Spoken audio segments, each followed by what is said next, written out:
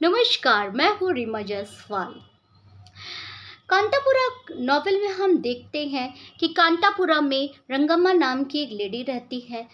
उससे अदर्स जो विमेंस रहती हैं कांतापुरा में, वो काफ़ी जलती रहती हैं। लेकिन जैसे जैसे रंगम्मा, मूर्ति, रत्ना, ये सभी लोग गांधीयन मूवमेंट को आगे बढ़ाते हैं। हरी कथा मैन जिस तरह से गांधी जी की बातों को सुनाता था, गांधी जी के स्ट्रगल की कहानियाँ मंदिर में बैठ के सुनाता था भगवान भोलेनाथ के सामने, और सभी लोग उस टेम्पल में वहाँ पर बैठ के गांधी जी के बारे में कथा सुनते थे। उसी तरह आज़ादी की एक कह सकते हैं अलाव मन में और प्रज्वलित हो रही थी।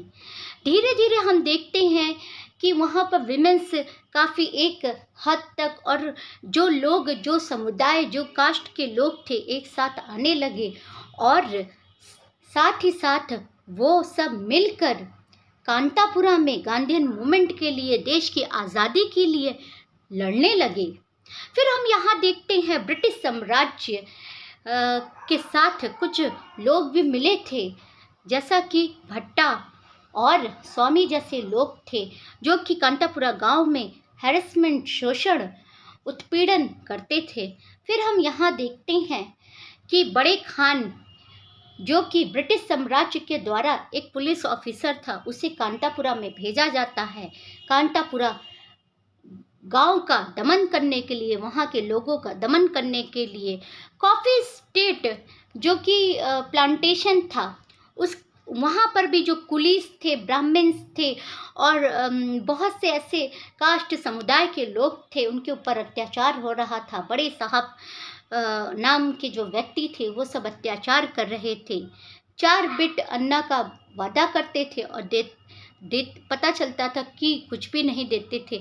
बरसात में वहाँ पर वो बेचारे किसी तरह, कॉफ़ी प्लांटेशन में कुलीस वगैरह अलग अलग तरह के लोग बेचारे रहते थे, और एक टाइम का ठीक से खाना भी नसीब ना होता था।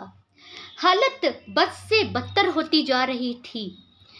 फिर हम देखते हैं कि वहाँ पर ब्रिटिश साम्राज्य बड़े खान को भेजता है कांतापुरा में एक तरह से उन्मूलन करने के लिए, दमन करने के लिए।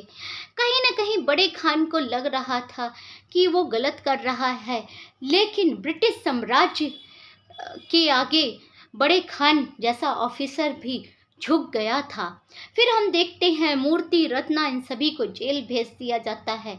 वहाँ रत्ना के साथ काफ़ी उत्पीड़न होता है, उसे एक तरह से यातनाएं दी जाती हैं। सभी कांतापुरा, ज़्यादातर लोग जेल में चले जाते हैं, कुछ लोग अपनी जान बचाने के लिए इधर उधर भाग रहे होते हैं। फिर हम देखते हैं कि किस तरह से कांतापुरा ख़त्म तो हो रही थी, लेकिन उसने आज़ादी की एक अलाव पूरे देश में जला रखी थी, ऐसा राजा राव का कहना था। फिर हम यहाँ देखते हैं कि बॉम्बे के लोग कांतापुरा में आके बस रहे थे। कहीं ना कहीं वो बड़े लोग थे, और कांतापुरा विलेज को वो एक तरह से अपने अंदर उसको समाहित कर रहे थे। ज़्यादातर बड़े लोगों की नज़र ऐसी जगहों पे रहती है।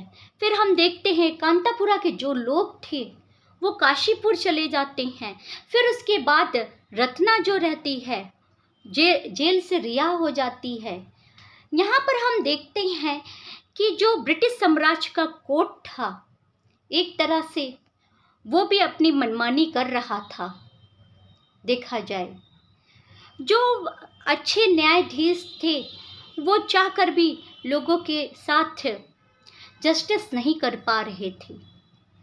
लेकिन अगर मैं आज के भारत का संदर्भ दूं, या आज हमारा जो कॉन्स्टिट्यूशन है, हमारी जो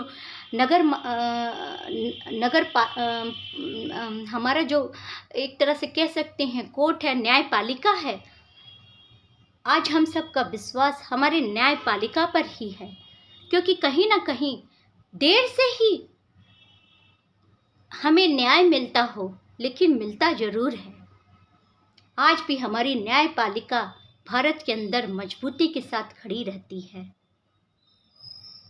फिर हम देखते हैं कि वहाँ पर कांतापुरा जो कहानी रहती है ख़त्म हो जाती है, मूवमेंट ख़त्म हो जाता है। ऐसा इसलिए क्योंकि गांधी जी राउंड टेबल के लिए चले जाते हैं, लेकिन जो रत्ना, मूर्ति, ये सब कैरेक्टर्स रहते हैं वो यहीं पर नहीं रुकते हैं, वो दूसरी जगह जाकर भी देश की आज़ादी के लिए लोगों के अंदर अलाव जलाते हैं। Thank you everyone.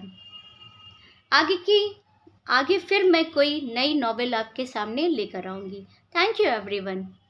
मेरी नई नॉवेल रहेगी AM फॉस्टर की a passage to India. Thank you.